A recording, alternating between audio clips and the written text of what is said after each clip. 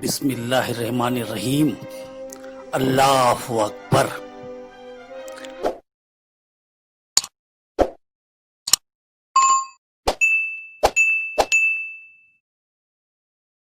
दिल्ली सल्तनत की तारीख में औलिया कराम इन दो फकीरों का बहुत बड़ा कारनामा है।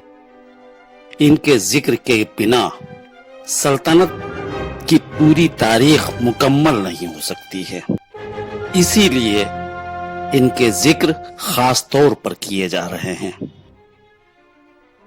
कुतुबुद्दीन का यह काफिला दिल्ली के मेहरौली पहुंचकर थम गया। यहाँ एक बड़े मैदान में खेमे गाड़ दिए गए। इसमें खास तौर पर दो खेमे साथ में आए फकीरों को दे दिया गया। हजरत ख्वाजा मोइनुद्दीन चिश्ती और हजरत ख्वाजा बख्तियार काकी को इन खेमों में भेज दिया गया। कुतुबुद्दीन ने इस मौके पर वहां पर मौजूद जिरगे के सरदारों को तलब किया। ठीक इसी वक्त आपके हुक्म पर इन दोनों फकीरों को भी बुलाया गया। जिरगे में पहुंचने के बाद कुतुबुद्दीन ने इन फकीरों से गुजारिश की, हजरत मेरा ये जिरगा है जो हुकूमत को चलाने के लिए तश्कील दिया गया है। आपको इस जिरगे का सरदार बनाया जाए तो आपको कोई एतराज तो नहीं होगा। आप इस जिरगे में शामिल हो जाइए।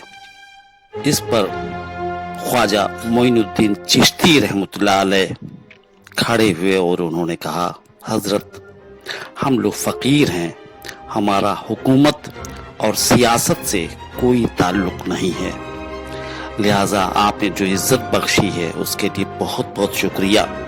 अगर आप चाहते हैं कि हम कुछ आपसे गुजारिश करें तो मुल्क के गरीबों के लिए, उनकी रोजी रोटी के लिए, उनकी तालीम के लिए बेहतर निज़ाम कायम किया जाए, यही हमारी गुजारिश है। और ये कहने के बाद उन्होंने इजाज़त चाही कि हजरत हमको इस जिरगे से बाहर जाने की इजाज़त दीजिए।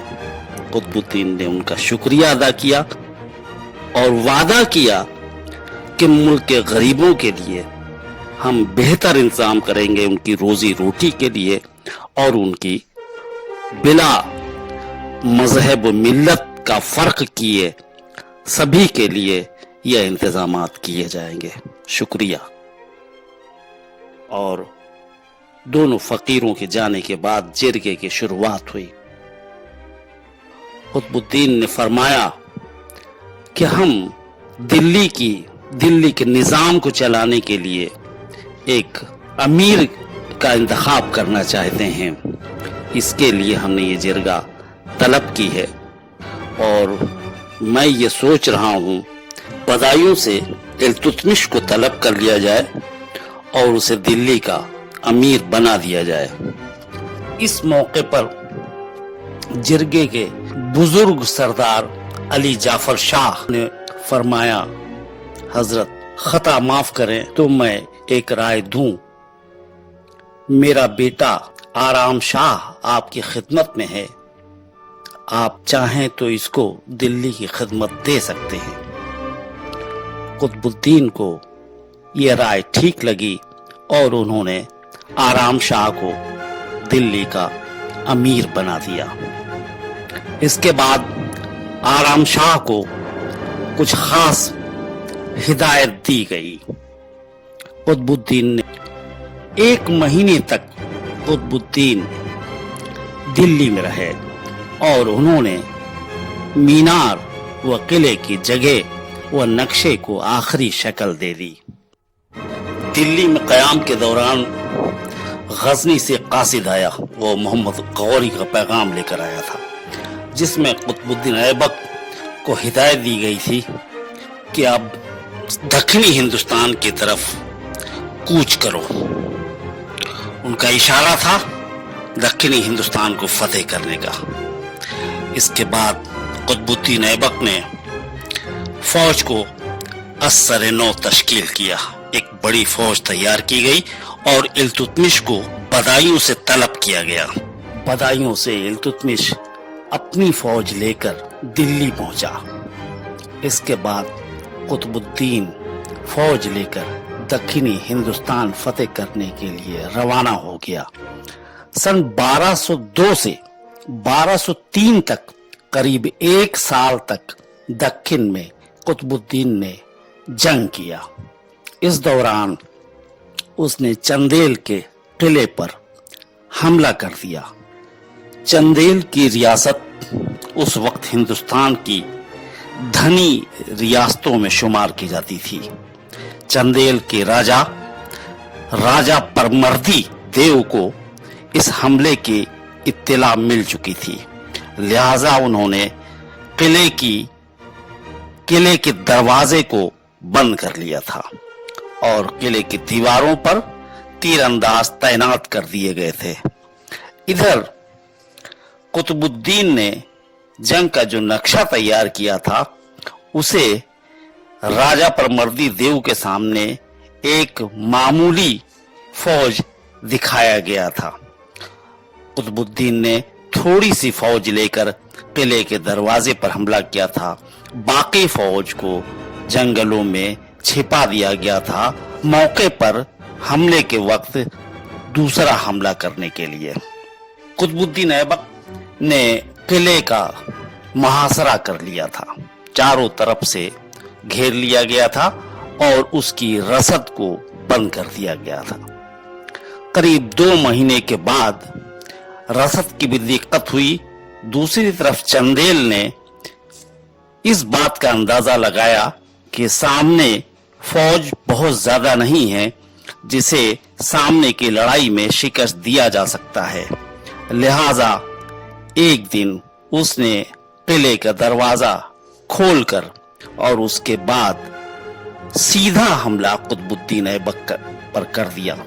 लेकिन उसको इस नक्शे का अंदाजा नहीं था। जंगलों से निकलकर बहुत बड़ी तादाद में कुतुबुद्दीन की फौज ने उस पर हमला कर दिया और इस तरह राजा परमर्दी देव की शिकस्त हुई। यहाँ से बहुत ज्यादा दौलत कुतुबुद्दीन के हाथ लगी, जिसमें घोड़े, हाथी, सोना, तलवार, तीर, कमान, ढाल, कपड़े सब शामिल थे। हजारों की तादाद में घोड़े और हाथियों के ऊपर लाद कर ये माल लेकर चले। इस तरह से बहुत बड़ी कामयाबी कुतुबुद्दीन के हाथ लगी थी। कई महीनों तक चली इस जंग के बाद राजा परमर्दी देव को शिकस्त देकर चंदेल को फतेह कर कुतुबुद्दीन ऐबक ने चंदेल पर कब्जा कर लिया। इसके बाद उसने कालिंजर के किले पर हमला किया। यहाँ भी महीनों चली जंग के बाद कालिंजर को फतेह किया गया और यहीं पर कुतुबुद्दीन ऐबक रुका नहीं और वो महोबा की तरफ कूच किया। वहां भी उसने जबरदस्त जंग के बाद महोबा को फतेह कर लिया। इसके बाद कुतुबुद्दीन खजुराहो रवाना हुआ। खजुराहो में भी करीब 1 महीने की जंग के बाद उसे भी फतह कर लिया गया। हालांकि इन जंगों में उसे बड़ी मुसीबतों का भी सामना करना पड़ा। सन 1203 के जाड़ों तक वो लगातार जंगों से काफी थक चुका था, लिहाजा इन मकामात पर अपने हाकिम तैनात करते हुए वो वापस लाहौर रवाना हो गया। ایک قاصد کو خط دے کر غزنی بھیجنا تھا تو اس نے التتمش کا انتخاب کیا۔ قطب الدین کو پوری فوج میں سب سے زیادہ بھروسہ التتمش کے اوپر تھا۔ التتمش خط لے کر غزنی روانہ ہوئے۔ غزنی پہنچ کر التتمش نے قلعے میں داخل ہو کر